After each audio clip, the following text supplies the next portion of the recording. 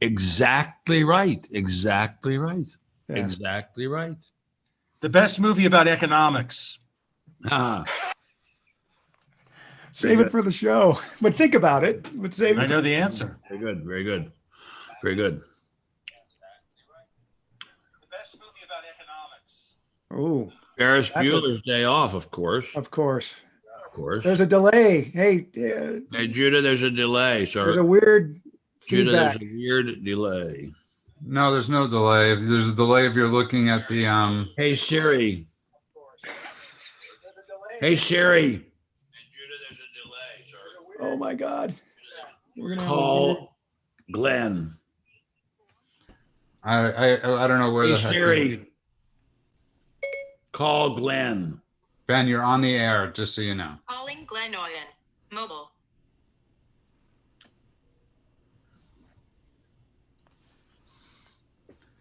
Hey, Rock Breath, good to see you.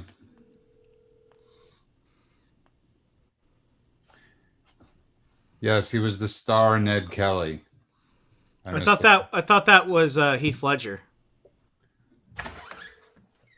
And where's my Diet Coke? I need it right away. There's none in there. I need it right away, instantly. Thank you. Instantly. Right away. Welcome to the world according to Ben Thank you, Stein. Glenn. Thank you very much, Glenn. Thank you, Glenn. Yeah, Memo from Turner, exactly. So you remember that. It's a great song. It's a great song. Very apropos today. Starting in 30 seconds. It's a great song. It's very. Do you know how it goes? Oh yeah, well yes, it's slightly obscene, which is great. Is it? Well, a little That I bit. don't remember. The man who squats behind the man who works the soft machine. What's that about? Yeah, you're right. You're right. I'm wrong. God bless you. You're right. God bless you. I was thinking it's a little bit politically incorrect in today's era. That's certainly true. All right, I think we're supposed to get started. Now we have 1 minute. I'm waiting on Glenn Campbell to walk back through the door.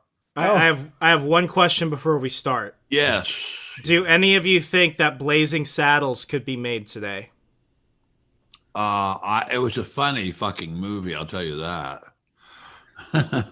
Well, Mel Brooks himself has said he didn't think it could get made today. You answered my Well, question. nothing can be made today that does not pass by the Hollywood racial censors. I mean, we have essentially Nazi Germany in Hollywood now. Which answers my question. The best film about economics is The Producers. Very good, very good. Dick Shawn, Zero Mostel. Okay, you guys ready? Wilder. Here we go, guys. You guys ready? Everybody good to go? Good to go, yes, sir. Want to welcome everyone back to the world according to Ben Stein. I'm Judah Friedman. Thanks for joining us. If this is your first time, please subscribe to YouTube, our YouTube channel at The World According to Ben Stein, and like us on Facebook at The World According to Ben Stein. Follow us on Parler at Ben Stein. Tell your friends, tell your loved ones, tell your enemies. Just tell them. Joining us once again is the other Ben Boychuk, managing editor of AM Greatness. Good to see you, Ben Boychuk. Happy to be back as always. And of course, podcaster extraordinaire, Parler's director of outreach, Remso Martinez. Howdy, Remso. Howdy, Judah. It's Hi, a Remso. beautiful Howdy. Tuesday. How Ben, are it's you? great to see all of God you. bless I'm doing God bless good. God bless And of course, let's welcome our resident historian and Nixon and all-around trivia king, Louis Esoteric Fine. Greetings, God bless you, sir. Louis. God bless you. Good to be here. Good bless And of you. course, the man of the hour, as always, author, economist, Emmy Award winner, and America's humble servant, Benjamin Jeremy Stein. God bless you all, one and all. And let's get right to the point. We've been posting a lot about the economy, how proud you are of Trump during this economy, how proud you've been of Trump during this economy, and basically saying that without him, we'd be up a creek with no paddle. But you brought a post up yesterday where you raised the point that most people recognize you from a certain movie. In 1931, the Republican-controlled Congress, in an effort to fight anyone know? The Great Depression, Oh, someone did know. Very good. Passed the Hawley-Smoot tariff bill, which anyone raised or lowered? Anyone know? Anyone Raised? tariff in effort, as I say, to fight the Great Depression. Did it work? No, it did not work, and the United States sank deeper into the Great Depression. Today, we have another controversial economic issue. It has to do with something called supply-side economics. It has to do with the fact that at this point and at this point on the revenue curve, you'll get equal amounts of revenue. And this is very controversial. Does anyone know what Vice President Bush called this during the campaign? Something do economics, something DOO economics. Voodoo economics. Okay, I've done that. Now I will wait for the other people to talk. No, that was amazing. And God bless you, sir. But I just want to say something before I get to Ben Boychuk right away. You posted that people remember you, and I just want to share with you the outpouring of love that came in from people that you just think you're being recognized from Ferris Bueller's Day Off, but you have left an indelible memory in people's minds and hearts from God bless you, sir. things you've been in. Well, you're very kind, sir. I don't that is what deserve so much praise, but I thank you. And I will start with Ben Boychuk, who's got the first question. All right, so I want to ask about the discipline of economics, because I'm a political theory guy. I don't know if anyone else on this panel has an economic background other than you, Ben, but I've never taken an economics course in my life. I've read a bit of Smith, I've read some Marx, I've read some Ricardo, I've read Thomas Sowell, but I've got a very superficial understanding of the discipline. But I do know this, that in the 18th century, economics was called political economy. And it was a kind of a broader discipline that took into account all kinds of different things, psychology, politics, things like that. And then only in the 19th century and the 20th century did it become the dismal science and laden with numbers and mathematics. It was a dismal science in the late 18th century, but that's fine. Go ahead. Cool. Okay. Good to know. Go ahead. That's quite funny. That was quite funny. What I'd kind of like to know, just to kind of set the table, does an economy exist to serve a people, a polity, or does the people exist to serve an economy? No. The economy is a description of all the activities of all the men and women and trans and bisexual and queers who are in the economy and who produce and consume goods and services. The economy is not a tool for anyone. It is a description of what happens in the society. And in our society, we have a free market for a large part of it, most of it. And we have government, a very, very large government sector. And the question in the upcoming election is, how large will the free market sector be and how large will the government sector be? And will anyone on the Democrat side be able, in the horrendous, horrible, unspeakably bad, I don't even want to say it, in the event that Mr. Trump is not reelected, will anyone on the Democrat side be able to run the economy anywhere near as well as the Trump people did? And I very much have my doubts. I think Trump has done a fantastic job. When he first ran for office, I was not a fan. I was a Lindsey Graham fan. I still am a Lindsey Graham fan. And I was very dubious about the people he chose to be his advisors. They turn out to have done a spectacularly good job, an unbelievably good job. And I don't think any president has ever done a better job than Mr. Trump. And I'm on the economy, and I'm extremely impressed by him and by the people around him. And I know Lewis had a question for you about the economy or about economists. Economists can describe the market. Why are they so bad at trying to predict how the market will behave? Why do they insist on attempting to model what the economy will do? Well, they've got to do something, right? I mean, they can't just sit around smoking dope all day. They've got to do something. So they make models and they try to do something with which they can make money off those models. They make models, they publicize their models, and then they hope that someone will hire them to give a speech about the models, or will hire them to be a consultant, or put on the board of directors of their companies. I mean, they're in it for the money, like everybody else, and they are. So they try to do things which will help them get money out of their knowledge of the economy. But you're so right. I mean, very, very few of them, none of them, not one of them is able on a consistent basis to predict the economy, except for those who say it will fluctuate. It will fluctuate. It'll go up and down. I mean, I think it was J.P. Morgan, Lewis, who knows everything, will know this for sure.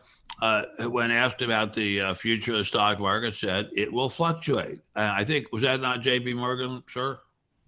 I am divested of all property as a, Okay, well, all right. Well, This as an is as a not man of- Lewis's wheelhouse. But let me. No, I love economics. I think it was J.P. Morgan who said it will fluctuate, and that's the answer. And but there are certain assets that will do very, very well over long periods of time, and some that will not do as well. But I mean, for example, gold has done incredibly well since it was let's just say freed from being fixed.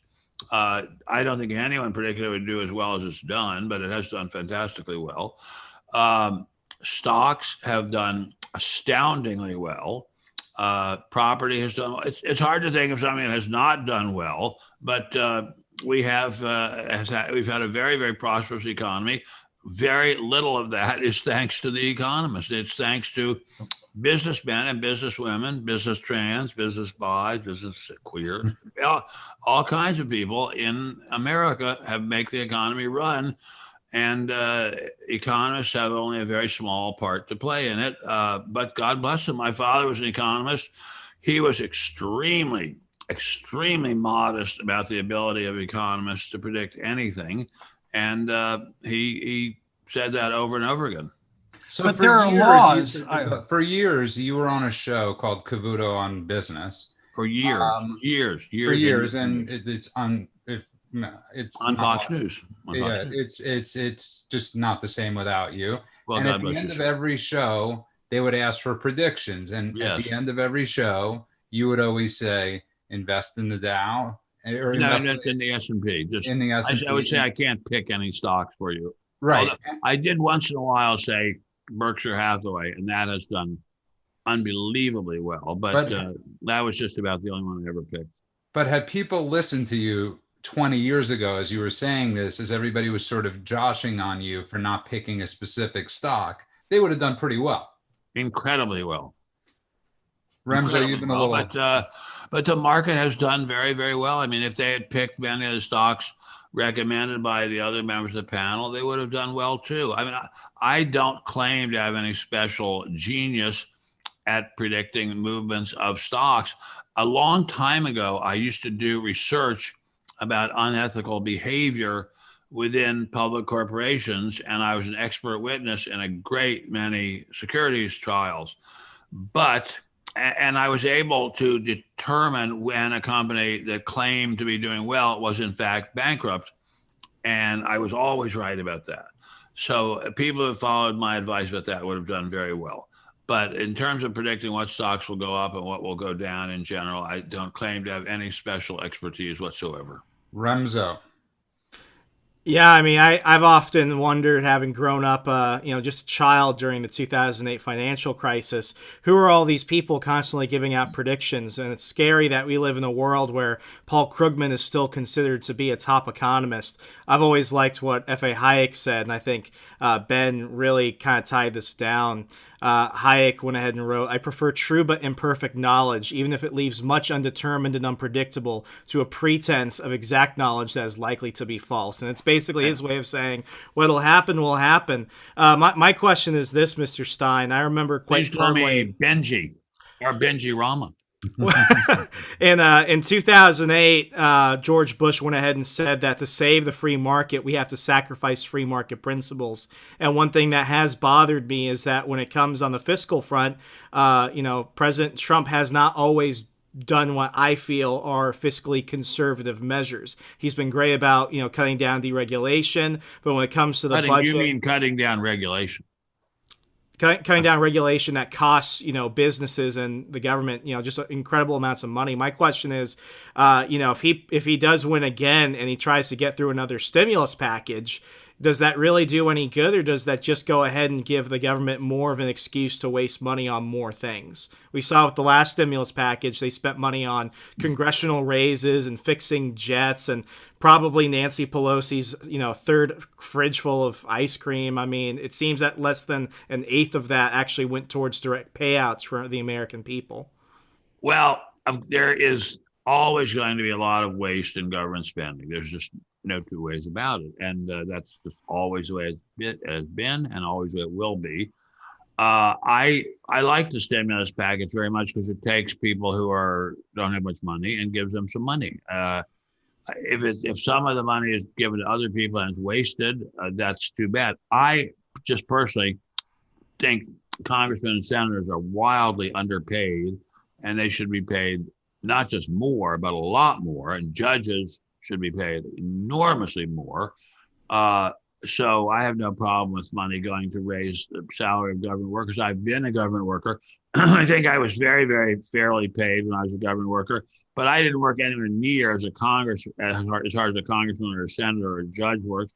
I have no problem with them getting paid a lot. I have no problem with money being wasted. It's, as I say, it's always going to be wasted. In my little household here, you're seeing part of it behind me. We waste an unbelievable amount of money. It's just breathtaking how much money we waste. And that's just the way human beings are. I mean, my father did not waste much money. He was much more careful than I was. I'll probably wind up homeless, but waste is just a basic part of human life. But I do very much think that people who have been rendered unemployed by the pandemic should get some kind of help from the government. I personally employ a number of people, and my income has been cut phenomenally by the pandemic. And I applied for some help, and they didn't even bother responding, let alone giving me any money. So F them. But anyway, But anyways, I want to get back to that question after when we come back from the break, because I want to ask you about the senators and congressmen getting paid more, because I think there's a different reasoning that you should explain or can be explained when we get back. Also, I want to give a shout out. Somebody had wrote to me on Parler that you were on a plane ride with her husband who served, and she said you couldn't have been nicer to him. God bless you. I feel that way about the people who served. And you're nice to everybody God bless you. When they meet you in person. So I just want to say that. And if you just tuned in, you are listening to The World According to Ben Stein. Ben Boychuk, why don't you tell people where they could find us? Well, listen, if you're watching us on YouTube right now, and if you haven't subscribed yet to the channel, take 5 seconds and click that little button to subscribe to the channel. We would really appreciate that. You can also like us on Facebook at The World According to Ben Stein. And follow us, all of us on Parler, but especially at Ben Stein. And I want to welcome everybody back to The World According to Ben Stein. So you raised this question, Ben. I'll get to Lewis after this, but you raised this point about, because I've spoken to you about this, about senators and congressmen and congresswomen, whatever you want to call them, getting paid more. We're not referring necessarily. Yes, we're not referring necessarily to the ones now. We're saying if you were to raise salaries, you might get brighter and better people. I'm not saying that with all due respect. I think the people who are congressmen and senators, by and large, are already very smart. I mean, I don't know many of them, but the ones I have known have been extremely impressive people, by and large. There's certainly some dramatic exceptions. I've been to gatherings where Republican congressmen spoke. It's small gatherings, and my head was just spinning at how stupid they were and how uninformed. I'm sure had I been to gatherings of Democrats, if I saw Mazie Hirono or whatever her goddamn name is, person, I would probably throw up. So you think she deserves a raise? Yes, I do, because even though I very much disagree with her, and I think her behavior is scandalous, she works very, very hard, and she works very hard. I'm sure I spoke too harshly about her. I'm sure she's a fine human being, but she works very, very hard, and yes, she should get paid more. I don't know how much their current pay is, but they work very, very hard for what I think are abysmally small wages. This is where I have to humbly, and I love you, disagree with you. But I know Lewis had a question, so go for it. A statement and a statement. Is this Lewis? Yes. The bow tie is in the other room, Okay. but the bean pie is doing something to my stomach. A statement and then a question. America needs leaders. It needs statesmen. It needs giants, and you don't find them in the phone book. Henry Hyde. Oh, what does that mean? It was his floor speech in opposition to term limits when the Republicans took control of the House. He was great. I loved Henry Hyde. I met him many times, and I thought he was great. He was probably as great a congressman as has lived in my lifetime. Absolutely great man. Really, really great man. Genuinely great man. He said, if you're about to undergo surgery and they've shaved your head and the surgeon has made the pencil marks on your head, ask the surgeon, are you a careerist? That's very good. My question, why, if economists purport to know so much about the economy, why are so few, with the exception of John Maynard Keynes, who made a fortune in the stock market? He did make a fortune in the stock market. That's true. And you know what? He did, as they say, he did it all in bed before breakfast. And he managed the endowment for Cambridge. I did not know that. I did not know that. God bless him. So why are so few economists rich?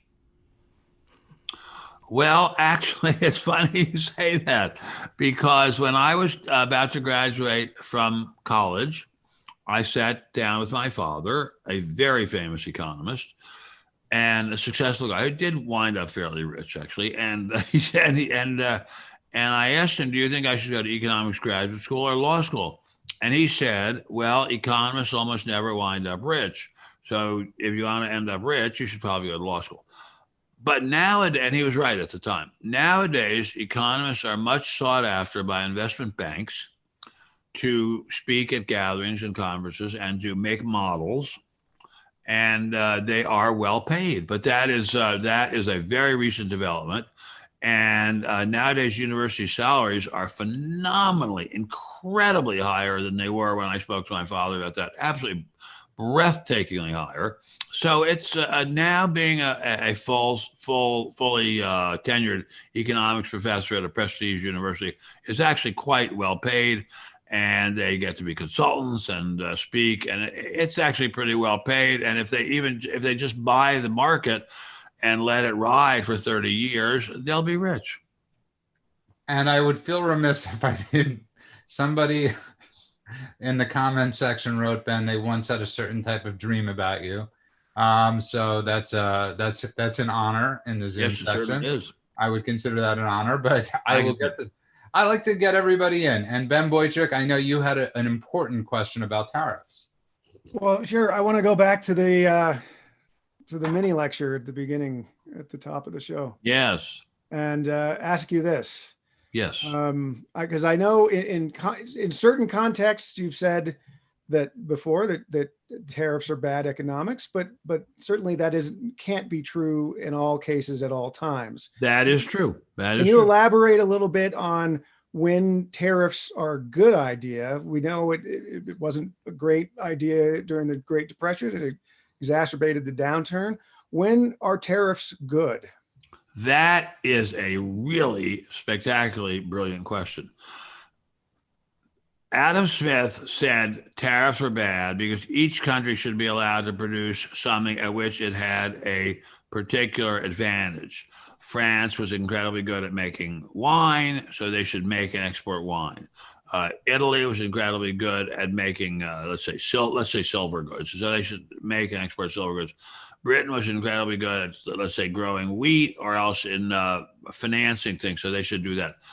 But he never knew or could forecast that there would be a time when there would be a country which could consistently be good at everything and could undercut every other country it did business with by providing good quality, high quality sometimes goods at very low prices. And that could ruin the industries of the rest of the countries in the world. And that country is called China. And I think Mr. Trump was quite correct in imposing tariffs on China. They do have an incredible, unfair, one might say, advantage in having so many incredibly talented, hardworking people and who work at a low wage. But what's kind of interesting is that now other Asian countries are unable to undercut the Chinese because there are just so many incredibly smart Asians in Bangladesh and Taiwan and Thailand and so forth. So now they're undercutting even the Chinese. So eventually the Chinese will not be the uniformly low cost best supplier of everything. But for now, they are for all, not everything, but for almost everything. And the only way they can be at all restrained is at this point with tariffs. And I think it was quite a brilliant move of Mr. Trump to impose tariffs on them. I think everybody must have been telling him he was a fool. I think Larry Kudlow, who, as far as I know, is not an economist by training, but is a very nice guy. I think he must have been lectured a million times at the American Enterprise Institute and at Heritage and at Cato about what an idiot he was for letting the president impose tariffs. But I think that turned out to be right. I think it turned out to be a very smart move. And yes, I don't think Adam Smith could have ever foreseen some entity like China. I mean, China is just unique in world history. They're amazing people. Which let me get back to Lewis. No. I need to follow up. Go ahead. So just to expand on the point rather than circle back in 10 minutes. Trump in 2016, one of the main things he ran on was distinguishing between free trade and fair trade. And one of the things he said about China in particular, right, was that, among other things, they've been eating our lunch, and they've been eating our lunch because they don't engage in anything resembling free trade. They're essentially mercantilists, right? They are essentially mercantilists on a fantastically successful scale.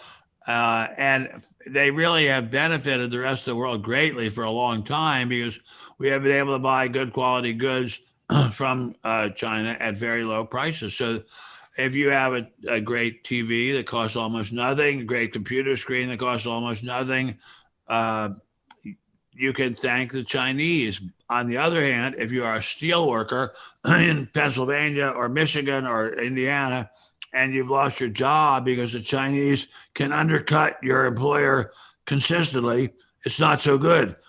So it is true that there really is just no stopping them except by imposing tariffs. And I think at this point, free trade doesn't really work unless you exclude Asia. We can't exclude Asia anymore, thanks to my friend, Mr. Nixon. And so there's got to be some better way. And you've asked such a good question. I must tell you that Paul Samuelson, one of the geniuses of economics, a really, really smart person who did not pretend to be able to predict the stock market, but who became quite rich because he was an early investor in Berkshire Hathaway, said late in his life that although he had always preached free trade, China had proved him wrong, that free trade was not necessarily the best idea with all countries. So I have a question from the audience. Somebody says he's an economist, Brady. He'd love to know your thoughts on the so-called fair tax amendment in Illinois. I have no idea what that is, sir. I'm not going to pretend that I do. If you would tell me what it is, then I would try to comment on it, but I have no idea what it is. Well, there you are. And I know Lewis has more to add. Sure. Regarding China, and I say this seriously because it's also a punchline, but they can't even make safe pet food, if you're familiar with the pet food scandal from at least It 10 killed years my ago. cat.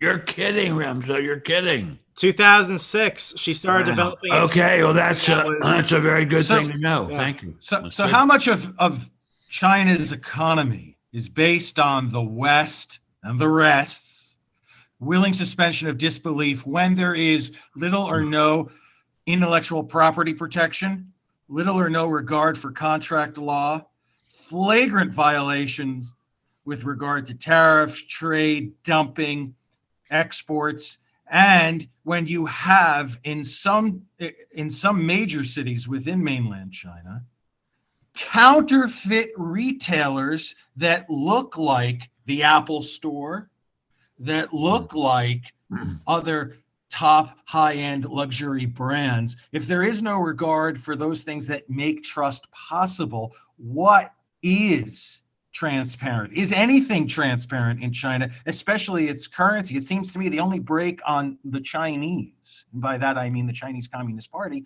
is that they own our debt, which is a good thing, because were they to sell it, it's not as if the world would rush and invest in or buy China's currency. Well, there are some things that are fungible commodities, such as steel, aluminum, certain kinds of plastic, certain kinds of glass, which are pretty readily identifiable as either faulty or not faulty, and they are tested. And the Chinese are very good at making those at a low price and exporting them all over the world. As to whether or not some of the things they make are defective and of low quality, undoubtedly that is true, but that obviously has not been enough of a problem to keep importers from importing huge amounts of their product. So while Remso had a terrible, and I'm very sorry, experience with their pet food, by and large, their goods are considered adequate to buy. So, and I agree, they of course they are flagrant violators of many, many different kinds of laws. But that does not mean that the American consumer isn't getting a break, because they are making things much more cheaply in Wuhan, for example, than they make them in Detroit or Pittsburgh. So that's so your point. Your point is that they're morally reprehensible. Absolutely true. Of course. I mean, they killed all those people in Tiananmen Square. The Chinese Communist government has probably killed close to 100 million people. So they're obviously moral reprobates in many, many ways, but they are able to make certain highly fungible goods at a very low price. And if you just tuned in, you are listening to The World According to Ben Stein. We were talking about economics tonight, and it's a pretty good economy lesson we are getting. And Ben Boychuk, please tell people how to find us. Well, you're obviously watching us on YouTube, or most likely watching us on YouTube. So please, at The World According to Ben Stein, please hit that subscribe button. You can also like us on Facebook at The World According to Ben Stein, and follow us on Parler at Ben Stein. God bless you, sir. And I want to welcome everybody back to The World According to Ben Stein. And if you missed it, the beginning episode, at the beginning of this episode, Ben recreated his Ferris Bueller speech, Voodoo Economics, that had Ben Boychuk extremely excited and happy. But I want to talk about something, because Remso grew up. Remso's the youngest of the lot here. He's very, very young. I'm only 10. Since he brought up his cat, he's the youngest of the litter, but that could be a dog too. That's very funny. So Remso has had, is of that generation, Ben, that was, or I want to ask Remso, that was so affected by what happened in 2008. And Remso, how did that shape you politically? How did that shape your beliefs? And I'm curious if you have any questions for Ben, because Ben has opinions on how we could have not gotten into that. I discussed kind of, I discussed kind of my transformation in terms of my economic thought process in my first book, Stay Away from the Libertarians. It's a comedic history of the modern libertarian movement post Ron Paul. And I mean, I guess right now where I am standing in this moment, I feel very much like Dr. Strange. Where are you standing in this moment? I'd like to know. Are you in Washington? I'm right outside of DC. I'm in Fairfax. I see. Yeah, so I mean, I feel like Dr. Strangelove. I've learned to just chill out and love the bomb to a large degree. Very I was very much of a Cato Institute type of mindset. I was a Bastiat scholar in college, and I'm not an economist by trade, but I took a lot of political economy courses at Liberty University, and for my senior seminar, one of the things that was actually one of the few real beneficial projects I had in my college experience was writing a thesis paper on the political feasibility I forget the title. It was something like it was something like the economic feasibility of TPP and TPA. And for those of you that don't know what those are, that's the Trans-Pacific Partnership and TAP, the Transatlantic Partnership. And this was something that, I had a lot of exposure to in the summer of 2015. I was an intern at FreedomWorks.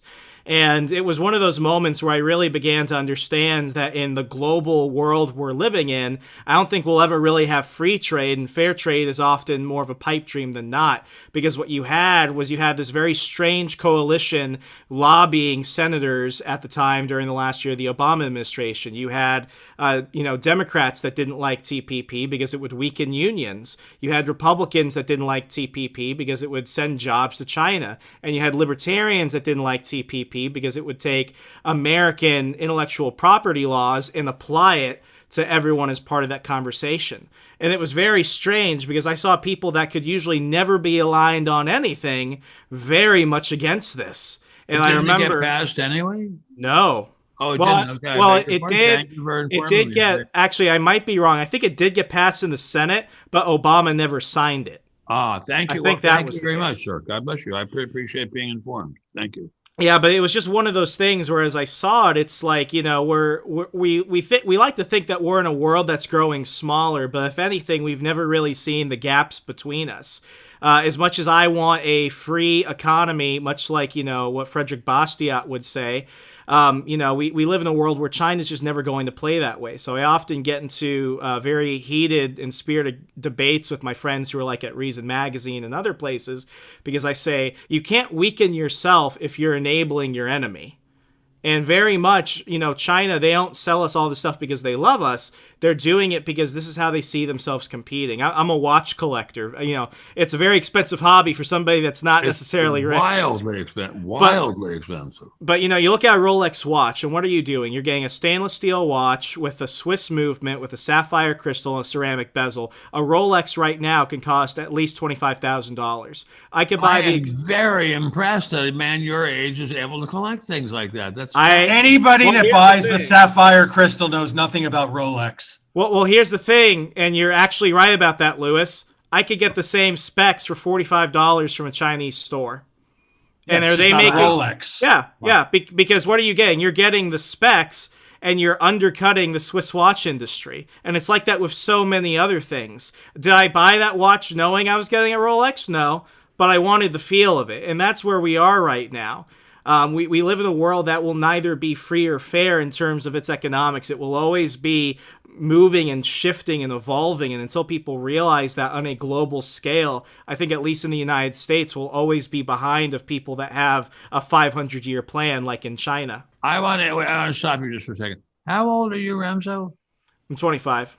And you own one or maybe more $25,000 watches? No. No. I own watches that are built like that I got for $45 from AliExpress on He's like the toll collector on the Garden State Parkway.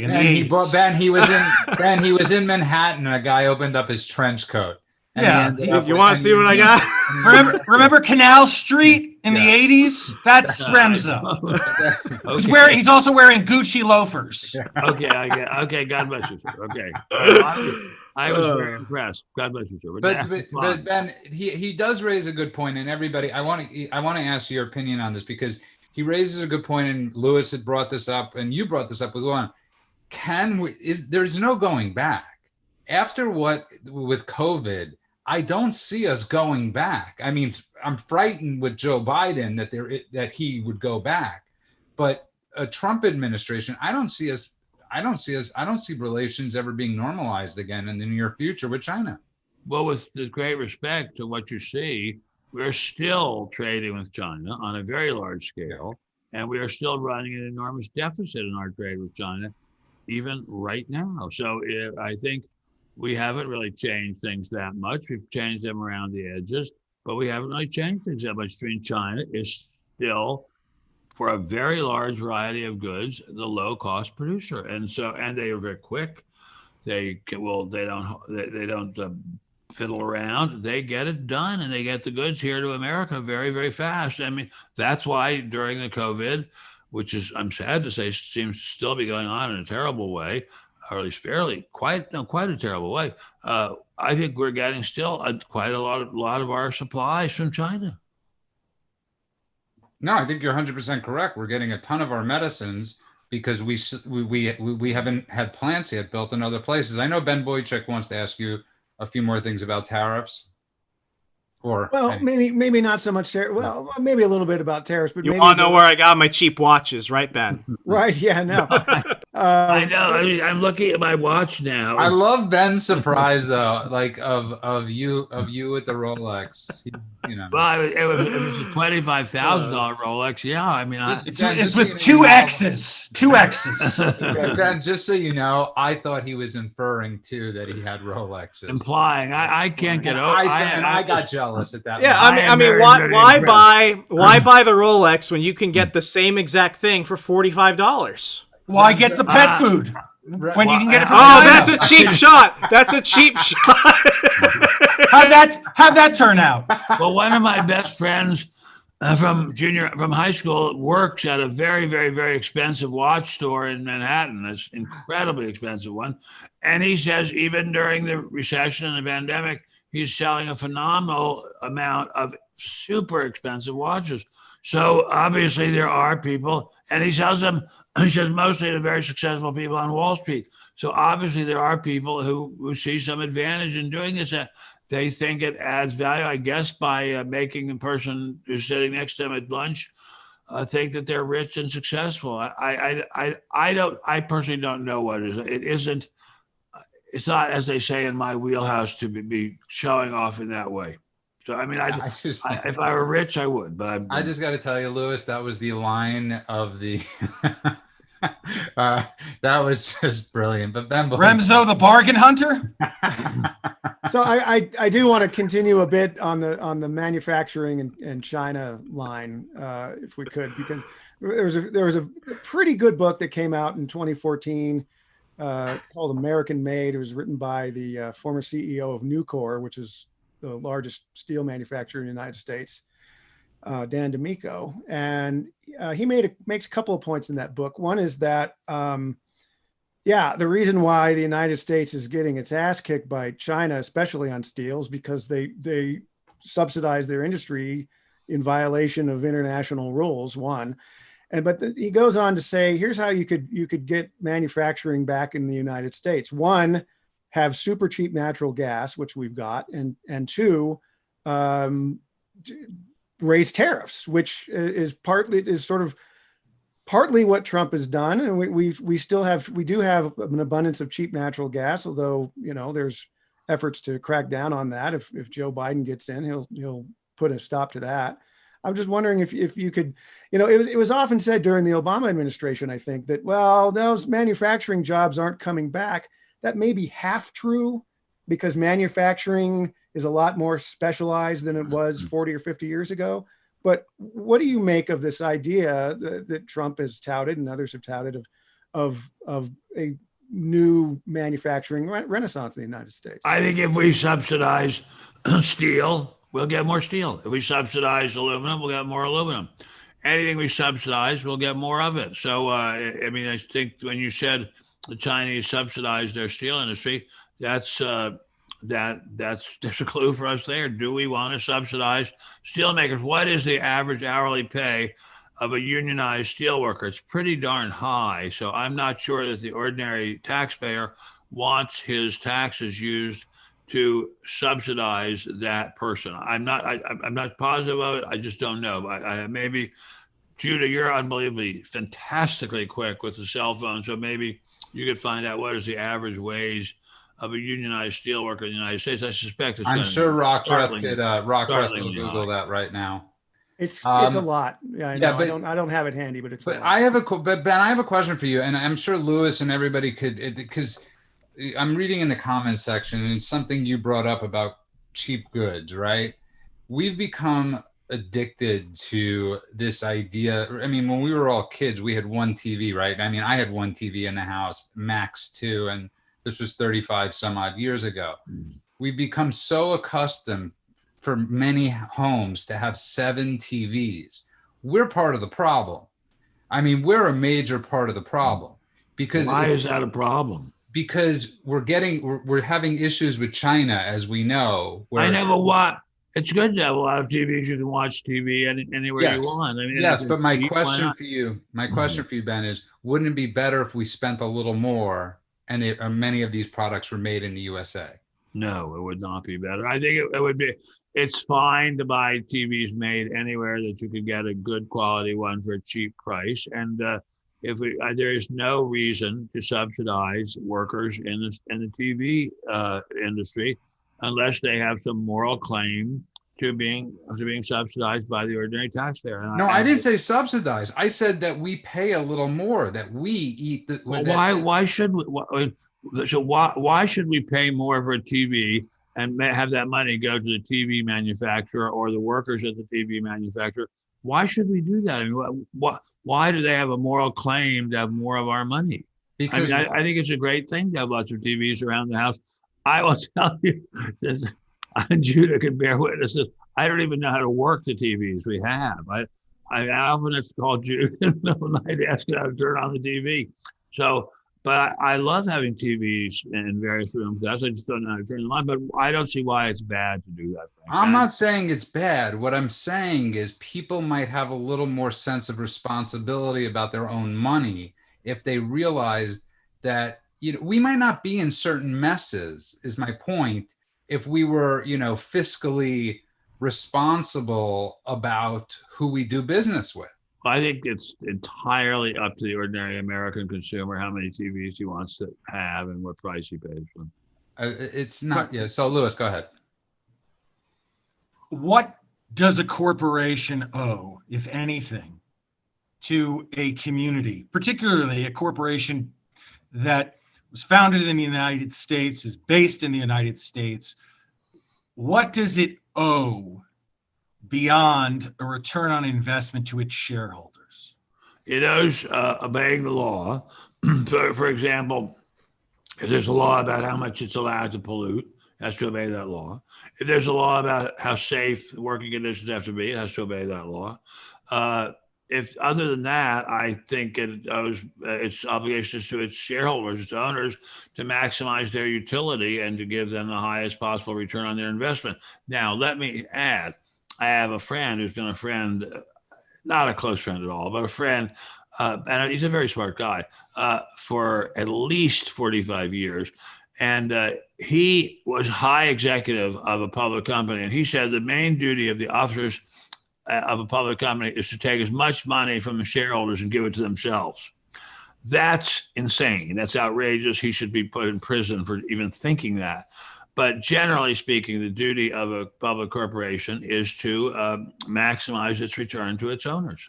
Well, you're making a very rational economic argument, and that's fine. But the problem is people are not always, and some are never, rational actors. You were talking about cheaper goods which benefit the consumer. That may be true, but there is no duality of personality or multiplicity. It's one person. It's not a separation between the physical and the metaphysical. So what happens if you can't afford a cheap good because your job was outsourced to China or to Vietnam or to Indonesia?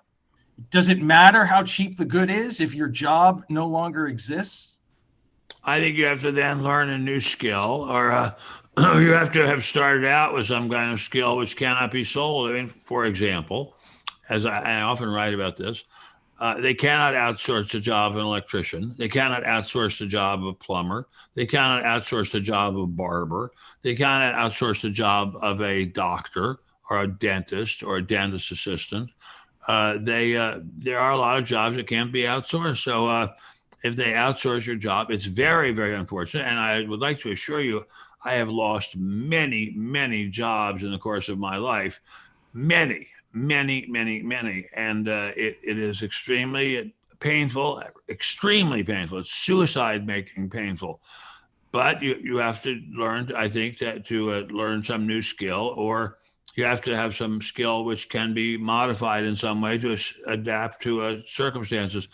Oh, and you have to save at least some, so that you have some savings. So, but I agree, it's very unfortunate when people lose their jobs, and I don't think it's the business of the officers and directors of a corporation to bankrupt their shareholders by paying their last dime to the workers. I mean, the workers have a very high claim on the politicians, but legally speaking, I think in terms of capitalism, they have very, very low claim on the officers and directors of a corporation. Then what claim do the corporation? You are listening to The World According to Ben Stein.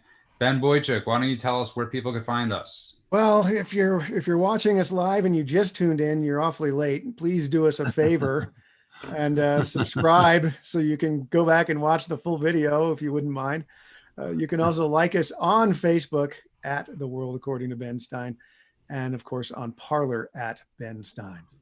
And I want to welcome everybody back to The World According to Ben Stein. We are learning about the economy tonight with Ben Stein, and it can be a little painful to hear about this type of stuff.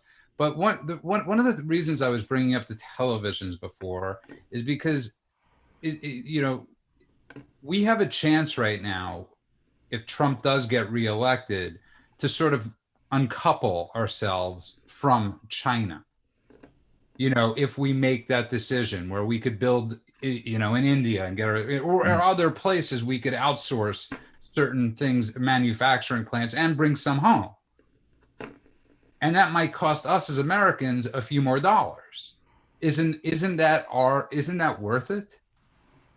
As far as I'm concerned, it's worth it. I mean, when I go into a store, if there were a label attached to a TV and said, "This is manufactured in Smithville, Indiana by American workers, and this one is manufactured in China by Chinese workers, and this one is manufactured in Bangladesh by Bangladeshi workers," and if the American one is even quite substantially more expensive, I will buy it.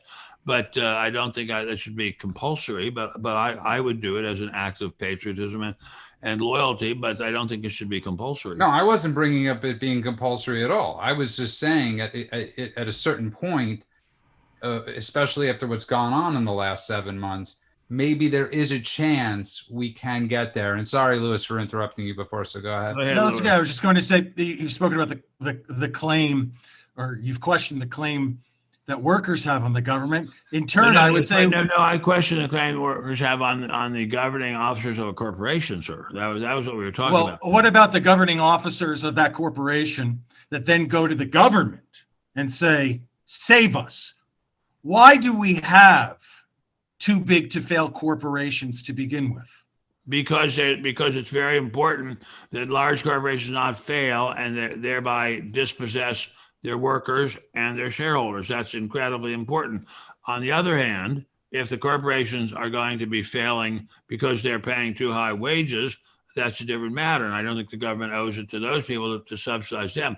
But if there's a generalized economic catastrophe, such as we're having during the pandemic, or such as we had in the 2008, 2009 collapse, then I think the corporations have a claim to have the taxpayers help them. That's a different matter. But if a corporation comes to the government and says, "We want to pay our workers way higher than workers in other similar industries, would you please bail us out?"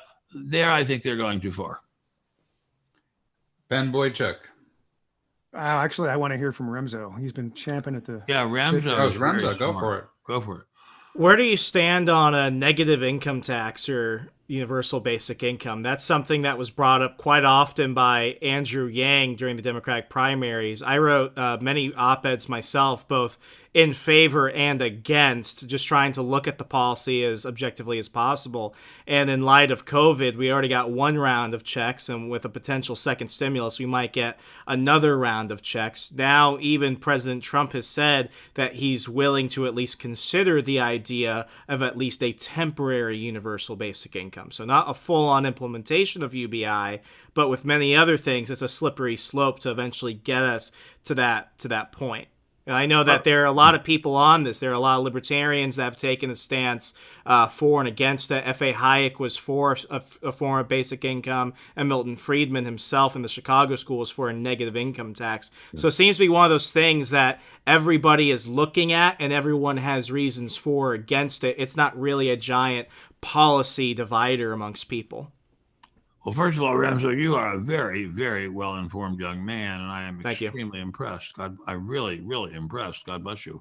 I knew Friedman well. He was a longtime family friend. I was able to take a course from him because he took a year off as a sabbatical year from University of Chicago and taught at the Columbia Graduate School of Business while I was an undergraduate at Columbia. And he was kind enough to let me sit in on some, not all of his classes. And he was kind enough to let me take him to dinner a couple of times. And so, wow. I know, I was incredibly lucky. He said something which Jude and I often talk about, which is when I was trying to get him to cross against the light at 116th and Broadway to get there 10 seconds faster to get the hamburger, he said, why would you jeopardize your life to save 10 seconds? He was a terribly smart guy. And yes, he was in favor of a negative income tax. And I think he was in favor at some points later in his life of a guaranteed universal income. But, and I don't think there's a problem. I don't have a problem with that as long as the society, as long as it is shown that this will not cause a society to fall apart. I think welfare in its present form has undone the family in a giant way. And I worry that a guaranteed annual wage or a universal negative income tax will completely destroy the family. That is what I worry about. I worry about what I might call the morality of it, which is that certain people will knock up their girlfriends and feel no obligation to stick around, work to support them. They'll say it's the government. The government's going to take care of them. And I think the family in America is already reeling, and welfare is part of the problem. There are many other parts of the problem, but I worry about the moral effects of a universal negative income tax or a guaranteed annual wage. I think if all Americans were like Chinese and just had it in them to work all the time, it would be okay. But I think there's so many Americans who are inclined to take any possible opportunity to not work that this could add to their laziness. Well, Charles Murray had an answer for that in a little book he published a few years ago advocating the UBI, which was don't pay people enough to live alone. Oh, very good. Very good. Very good. Very good. So how would you do it? Well, he suggested just make the basic income really minimal and essentially create an incentive for people to live together, whether not necessarily if they're married partners or whatever, but like, if you're, I'm thinking about my son, right? My son's 18 years old. He's got a job. He's still living at home, but make it possible, say, for he and three of his pals to get an apartment together, because this is Southern California after all, but still have to go to work, things like that. Yeah. I think it could, I do certainly agree with you though. If we were to have a universal basic income and the present welfare state, total disaster. But yeah, I'm afraid we just have a large class of Americans who just don't want to work, and to give them a guaranteed minimum wage or guaranteed annual wage it's very questionable. I mean, the will to work among so many Americans is so bad that anything that helps make that will to work even less scares me. And I think we do have some evidence of universal basic income that it is not working in many inner cities. Well, it's not working in many areas. I wish we could solve it by saying it's a racial problem, but unfortunately, it isn't. It's widespread across many different races. You can go to Appalachia, 60 years after RFK and JFK, or West Virginia, or parts of West Virginia, and this is intergenerational. Yeah, and we also we and haven't it's even not talked and it's to- not just black. Right. It's white. not just blacks, and it's we add that into the mixture, the drug problem. If so many Americans are on drugs, and the drugs keep them from working, keep them from forming thoughts in their heads. I mean, if you're going to give people money, and they will somehow figure out a way to convert that into being high, and that scares me too. I mean, I don't know what to say about that. What this country needs is a moral revolution. And I'm afraid we are going to get exactly opposite of that in the upcoming election. So you're basically saying people getting money for nothing won't work. Well, I think, as you just said a few moments ago, we now have evidence of it. We have evidence that not only will it not work, but it's a catastrophe. And yet, but then on the other hand, you think to yourself, you're a single mother and you have a child or two children or three children. The man or men who knocked you up are nowhere to be found, or if they're found, they're beating the hell out of you. How do you eat? How do you live? How do you put food in your children's bellies? I mean, it's a terrible problem when you have a society whose moral development is as badly stunted as ours is right now in America. It's very hard to know what to do. It is very, very hard to know what to do. But pouring money on the problem or throwing money on the problem, in some ways it helps. In some ways it just makes the fire hotter. Remso, how did you break away from your generation? Because many I was people- homeschooled. Oh, really? I had a very strange education growing up, because my father's active duty military, so I went to a private school for a few years. Then I was homeschooled. Then I went to a public school. Then I went to a Department of Defense public school on a military installation. Then I was homeschooled again. It always came down to the point where everywhere I was going, I was either 5 steps ahead or 10 steps behind. And it got to the point where the only real education you're going to find is those experiences that you develop yourself. And I mean, I think the best jobs I had out of completing my degree at Liberty University, I found myself unemployed for a while as I tried to start a few businesses, was working at GameStop for minimum wage. And at this point, my first book had made me a best-selling author. I had a college degree, and I was a radio personality in Southern Virginia. Yet here I am stocking shelves and working a cash register. And that was one of the best experiences of my life, because it really gave me an opportunity to understand how people see work and how people treat each other. And I saw this from the people I worked with who were very hardworking. I saw the people that were stealing from the store, and I saw the mothers that were using video games to take care of their children, and then the kids that would rather spend their money on cheap plastic Chinese crap than on actually, wanting to develop or actually gain an experience. I think the biggest problem with millennials is often that they get bashed for being lazy. I think laziness is a product of no aspirations. And when you look at our parents' generation, or a lot of people that we're seeing right now in the world, it's often a very doom and gloom perspective. But, I see innovators. I see people that are starting businesses. I see people that are starting to look at the world from less of a way of what can I take from it and what can I contribute to it. So I think there are a lot of people like me. I just don't often think that they get the spotlight they deserve because they're too busy working. Well, God bless you. That's a very encouraging comment. Very, very encouraging. God And bless you know what just frightened me? I am of his parents' generation. I am sure I am of his grandparents' generation. Do you have living grandparents, Remso? I do, in Florida. And how old are they?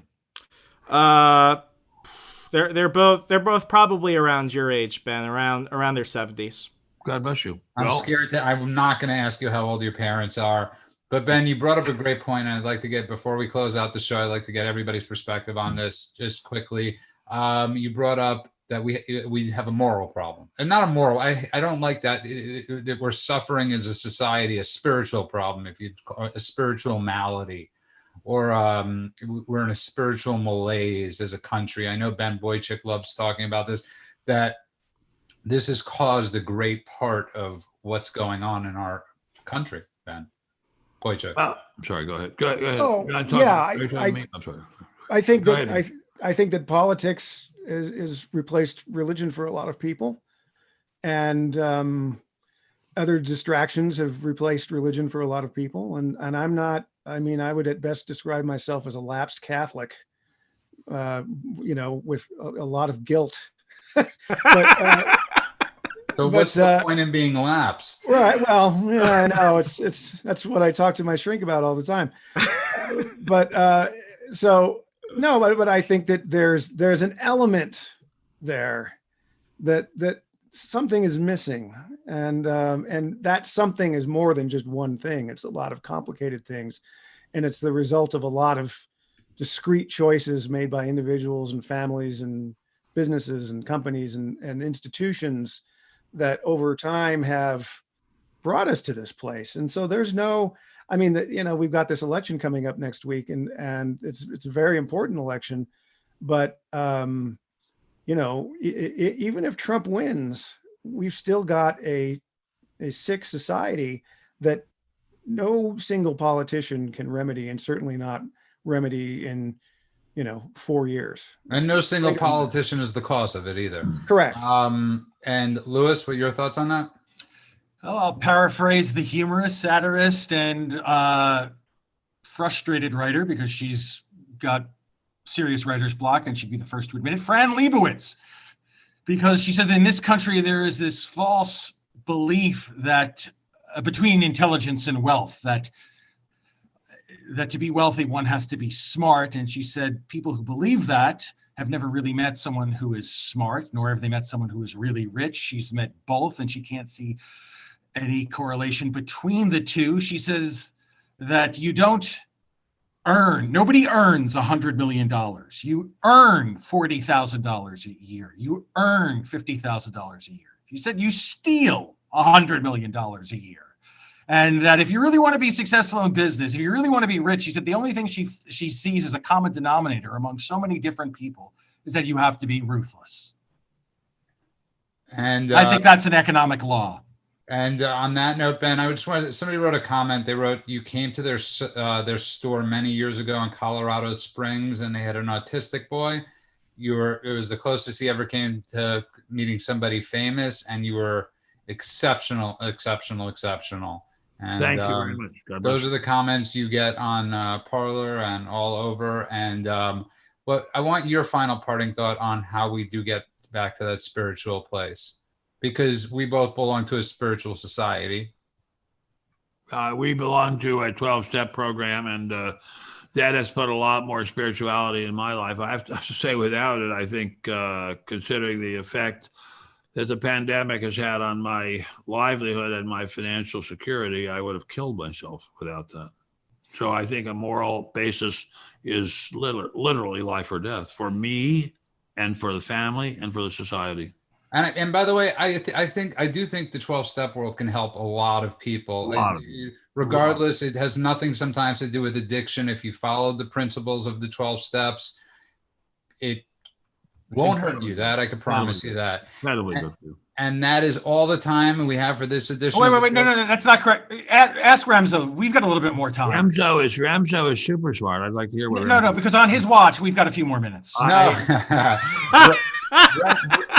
The funniest thing, though, just so you know, Remso didn't get his REM sleep last night because his iPhone he had a hard reset it or something. I was in such a good mood until right now, Judah.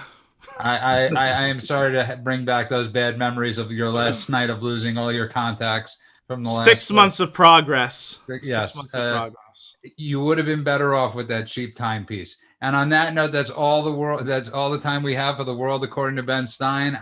Thank you again, Ben Boychuk of American Greatness. Where can people find you, Ben? Find me on Parler at B Boychuk 3. That's BBOYCHUK 3. And please visit American Greatness, www.amgreatness.com. Thank you. And Lewis, where can people find you? They can find me at my bakery, which I launched this evening, called Rolex. And I'm also L Fine on Parlor. That's very funny. It's extremely funny. And Remso, thanks as always. How can people find you? You can find me on Parlor at Remso. That's basic REMSO. And I've got a new episode of my show, the Second Print Comics podcast, coming out tomorrow. And then on Thursday, a new episode of On the Run. You can find all of that at ontherun.fireside.fm. Just make sure you set your watch to it. Gosh darn it, Judah! I won't. And I just want to tell people we'll be back hopefully Thursday night, and we're going to be discussing the election. But we have a very special show, hopefully Friday night. And I want to encourage everybody to listen. It's based off of last Friday night's show of Who Did Ben Stein Meet? It's Where Was Ben Stein at that time in history? And it's something I would love to hear about. I want to thank everybody. Remember to follow us at The World According to Ben Stein on Parlor at Ben Stein. Like us at The World According to Ben Stein, and subscribe, of course, to The World According to Ben Stein. Ben Stein is always your humble servant. We salute you. We thank you. God bless you all. God bless you. I'm Judah Friedman, and we will see you next time. Remso, you